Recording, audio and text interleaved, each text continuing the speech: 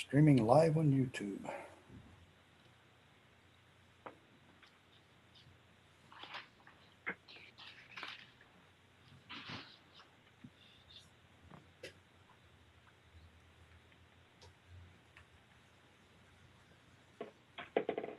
Believe it or not, there are people that actually do watch YouTube with our meetings.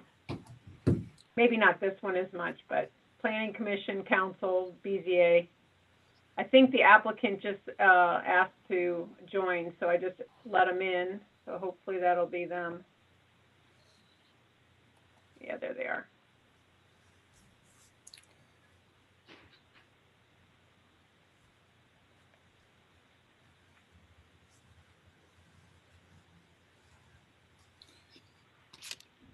Since the applicant is in the meeting, if the chairperson would like to call the meeting to order. Am I the chairperson?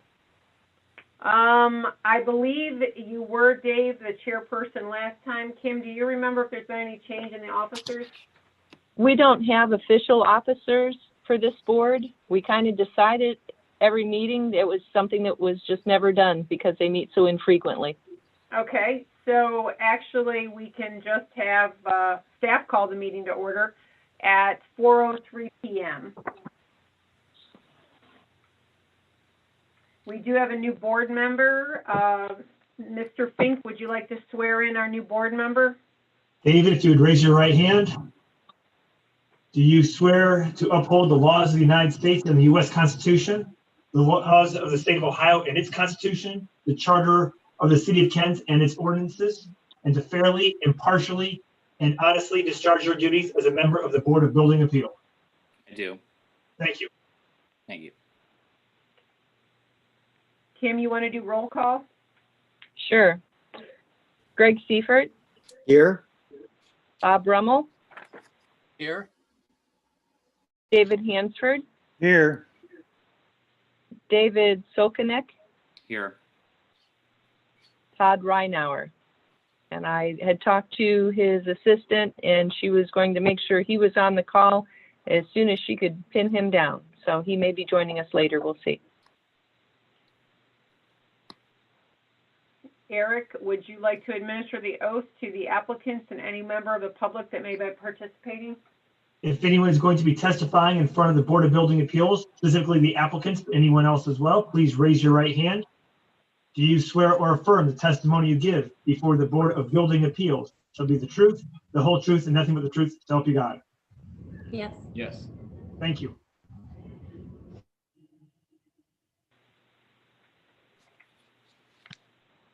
Okay, Bob, are you going to present the project? Or I think Eric has to you do want that. the applicant to present their case first? Yes.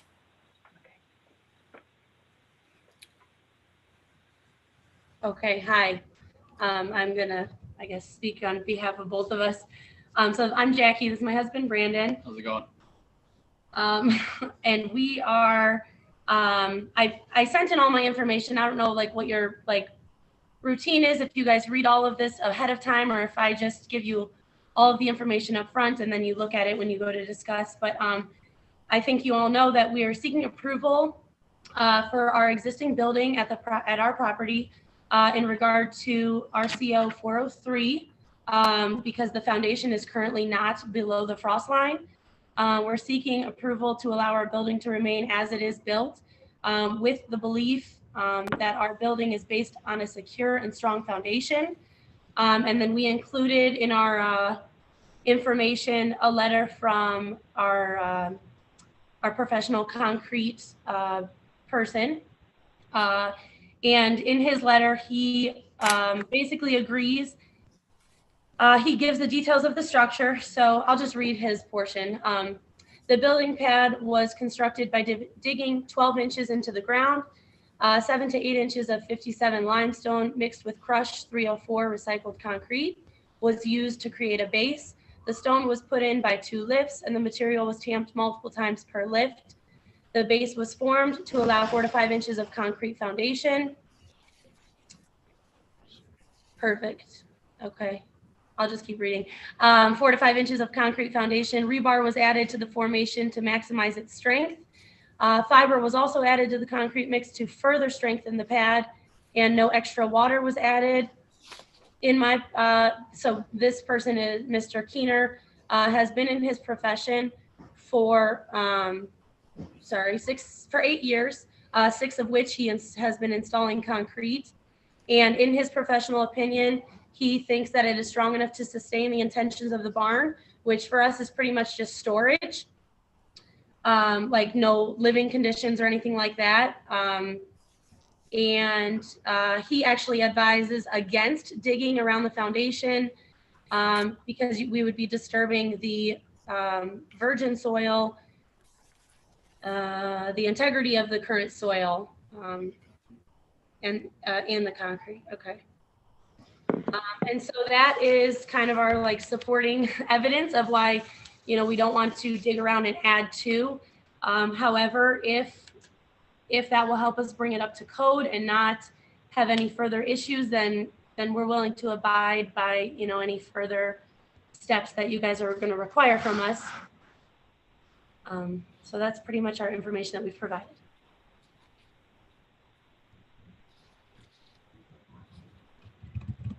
Question for Eric, would Eric. you suggest we have a presentation by the CBO with regard to the adjudication letter? I'm sorry, I couldn't, were you speaking to us? I was speaking to Eric Fink, the Assistant Law Director, asking him if he thinks we should have the Chief Building Official present what was in the adjudication order. I think it would make sense for the chief building official to make those speeches, yes. Be great if I could find it.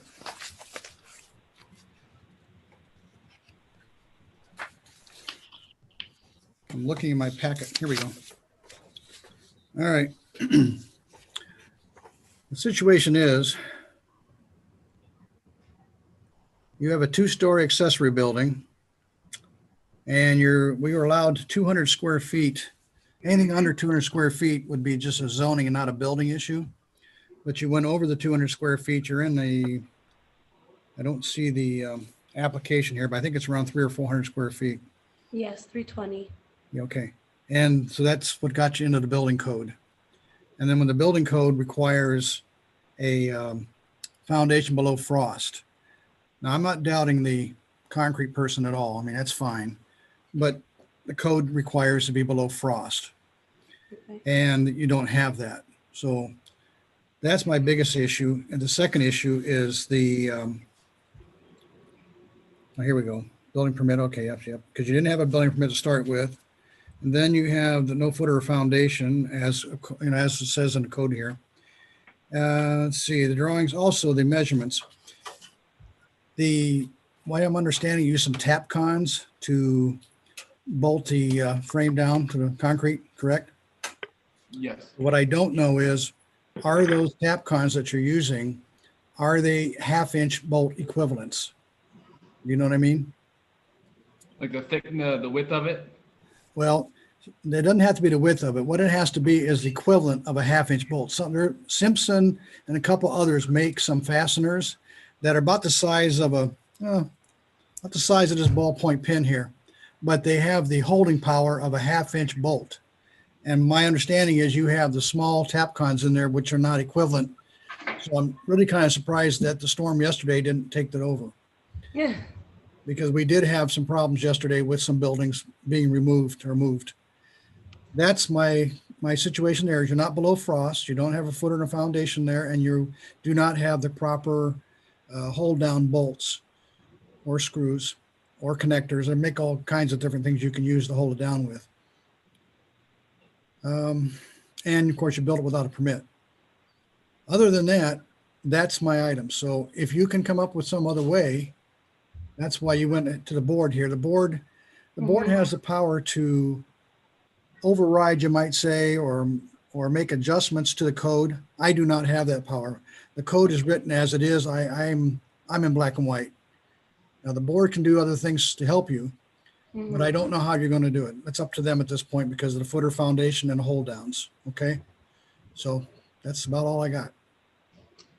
So if we were to add the hold downs with the, Well, I don't know if they're equivalent to. You're out of my ballpark now. You're into the Board of Building Appeals now. So I just gave you what I have, but you're going to have to talk to them and see what you can do. Okay. That's kind of out of my ball field now. All right. Okay. 3-inch long. So, so I'm gonna jump in now, if that's okay, since I'm on that side of the equation here. As the architect on this board, I spend a little bit of time. I don't spend a lot of time in the residential code as much as I do the commercial building code, but I know how to look at codes and work through them. So I went back and I did a little bit of research on this section of the residential code that is referred to here. RCO 403.1.4.1. And interestingly enough, in the model code, see the building codes that we have in Ohio are based upon what are called model codes. So there's an international residential code. The model code has exceptions after this section that refer to framed buildings under 600 square feet and with eaves of less than 10 feet. Because of the roof structure that you've put on this and the square footage of it, I believe you would qualify under that exception. Interestingly enough, Ohio has removed those two exceptions from the residential code. So in one sense, if they hadn't removed those sections, you would be okay and you wouldn't have to seek this variance. But because they've removed those sections, here you are. So further, I did a little bit of investigating because I don't, again, not being having as much experience architecturally with the residential code, I did a little bit of looking around to see if I could find out why Ohio had removed those two exceptions, and I couldn't find anything. However, then I did the next best thing and said, well, if I were building this building 50 miles east of here in Pennsylvania, what would the situation be had they also removed these two sections of the code? And they had not. So they still have that section, that exception in the code. I furthermore went to Indiana, another bordering state, to see what they had, and I couldn't find their code online. So that wasn't very well researched. But I did check Michigan to the north, which also has the same situation we have here, where it gets cold and the ground freezes, which is the purpose of a foundation in the first place. And they've kept these exceptions in also. So I'm a little inclined to feel that the state of Ohio had, for some reason, taken out those exceptions, probably with good reason, but I do see that neighboring states have not taken out those exceptions. So if it were being built in a similar climate in a neighboring state, this building could be built the way with the slab on grade as you've got it shown. So that tends to lean me towards granting this variance. My next train of thought on this, and this is why I told you earlier before the meeting that we keep the architect on mute, because they talk a lot. But to the applicant, a foundation really serves two purposes. It holds the building up, keeps the building stable on the ground, but it also holds the structure to the ground.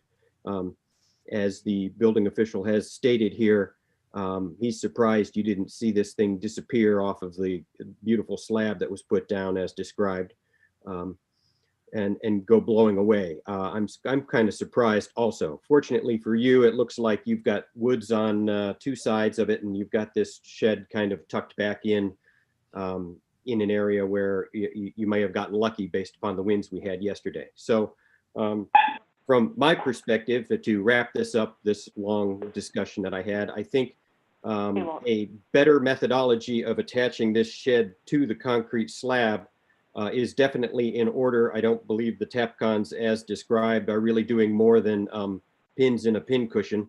And I'd like to see something better than that applied.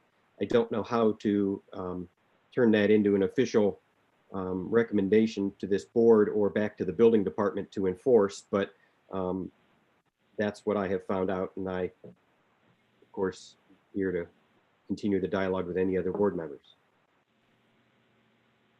I can go along and agree with you on all of those points. I'm concerned about the way it's fastened to the slab now. I think the right fasteners, we can do that much, and if we write or rewrite what the code left out, I probably don't have a problem with it.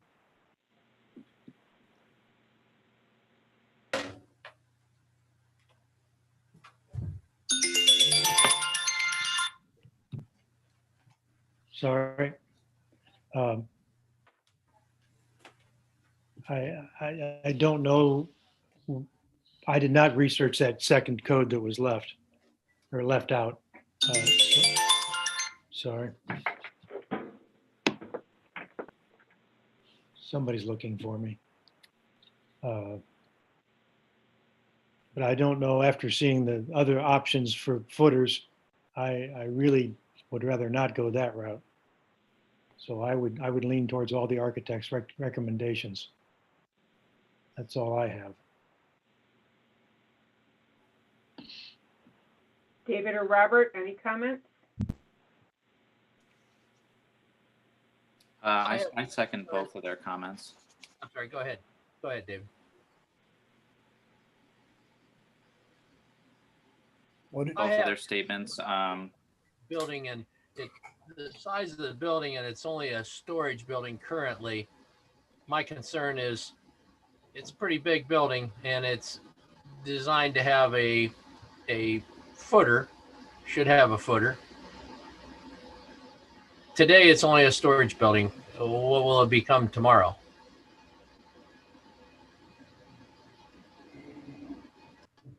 We don't have any future plans other than to store things in it.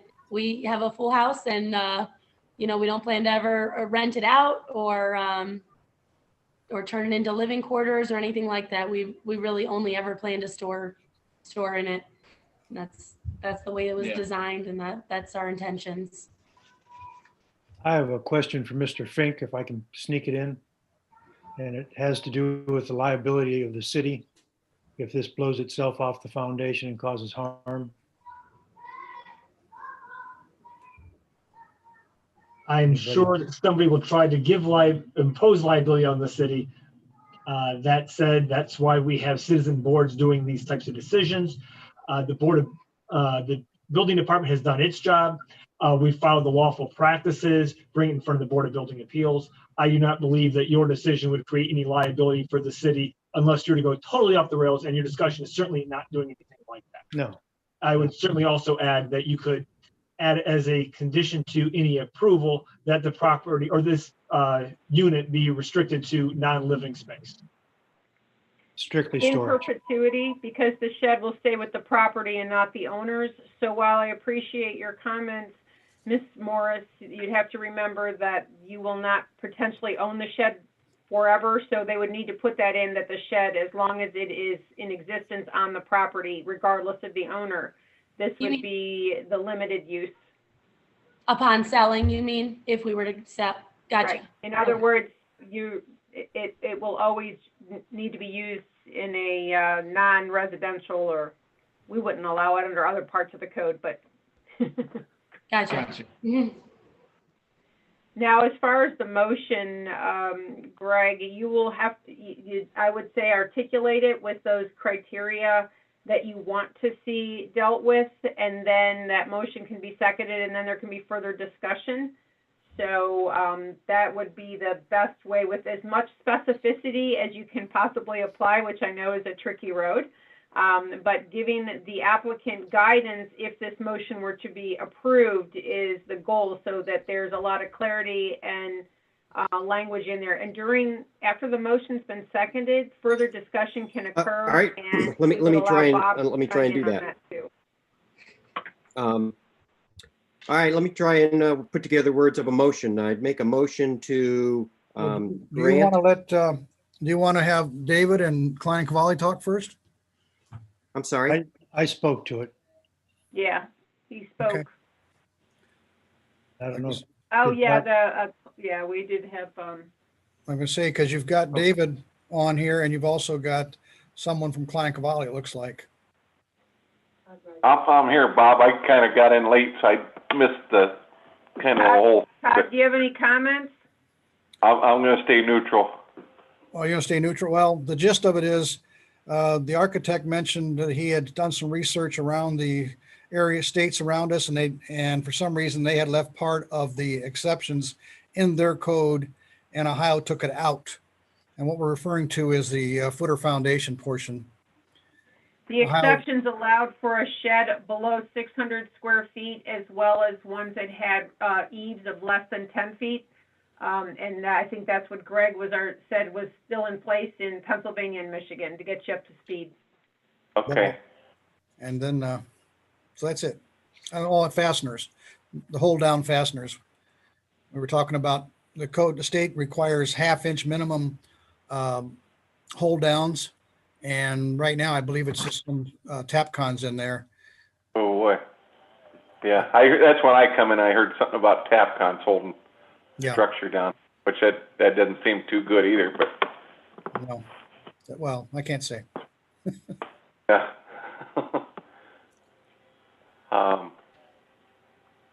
No, like you said, I'm okay to whatever you guys agree on this one. Okay, then David hasn't had a chance to speak yet. Yeah, I spoke. He did. No, I mean another David. There's another David over New here. David. Two Davids. No, he did speak, Oh, he Yeah, did? I spoke. but he can speak again. You did. I missed it. When did you talk? No, Just because you're new, come on, you got to I- say something.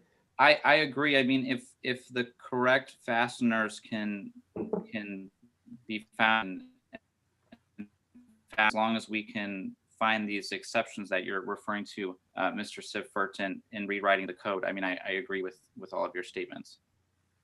Okay. I have another question.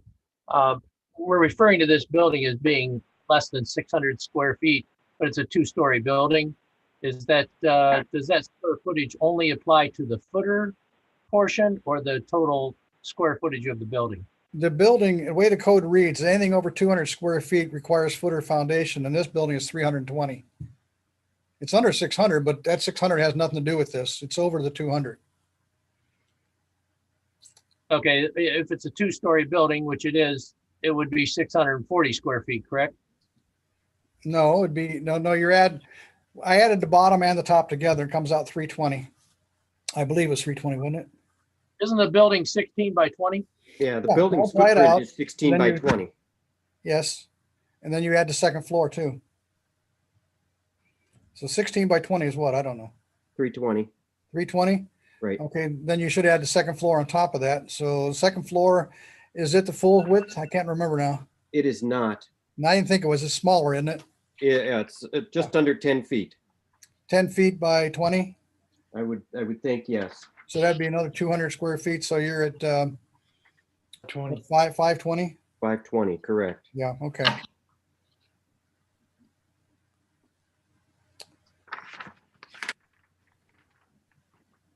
So now it's in Eric. Greg, I have some proposed language, but I'm not suggesting it's right, but I wanted you to hear it. Sure, go ahead. You might want to say something along the lines of that, again, if I got your words wrong, don't take my word for it. Make sure I'm saying it right.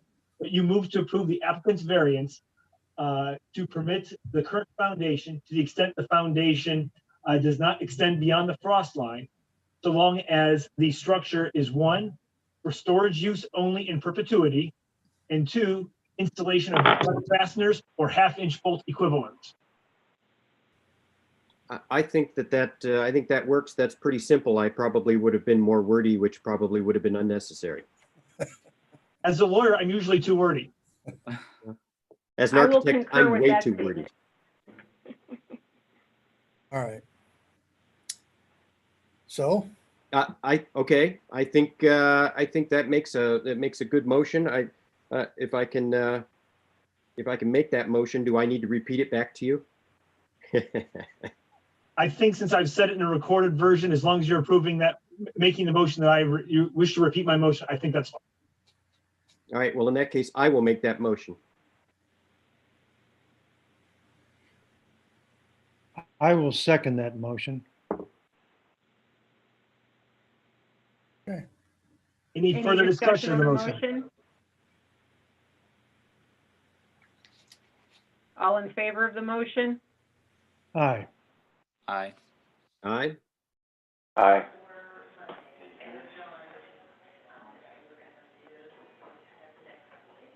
All Sounds opposed? like we approved it. I'm opposed.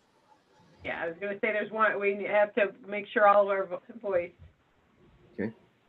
So that would be 4 in favor and 1 against. But the motion passes.